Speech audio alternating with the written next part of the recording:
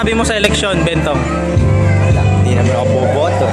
Ha? Hindi naman ako boboto eh. Hindi, pero kahit di ka boboto, ano masasabi mo sa eleksyon? Gulo. Bakit magulo?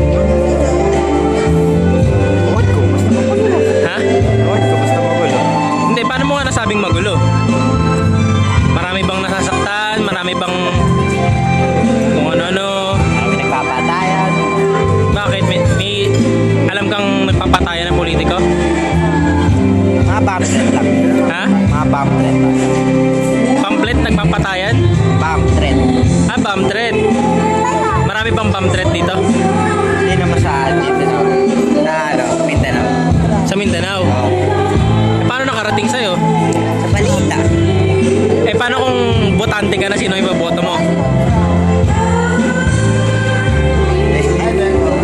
Inaano na ako eh. Para sa nato po. Sino yung iboboto mo? Sino yung iboboto mo? Maano lang. Sino yung iboboto mo pagka boboto ka na? Para si ate ko. Lolo Revilla ay makapag-ingay. Puro barbers eh. Ano? Yung nagpapagupit na all minipis. Ah, ito yung nagpapagupit ka, numinipis yung buhok mo. Para nakakalbo. Gano'n naman talaga kasi binabawasan yung buhok mo. Wala naman sigurong nagpapagupit na kumakapal ang buhok. Meron? Mas semi-kalbo ka. Kumaba, titigas. Ah.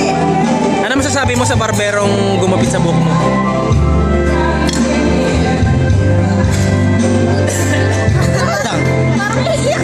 Ano ba masasabi mo sa barberong gumupit sa'yo? Lalaki siya. Lalaki siya. Maliban pa sa lalaki siya. May gunting siya.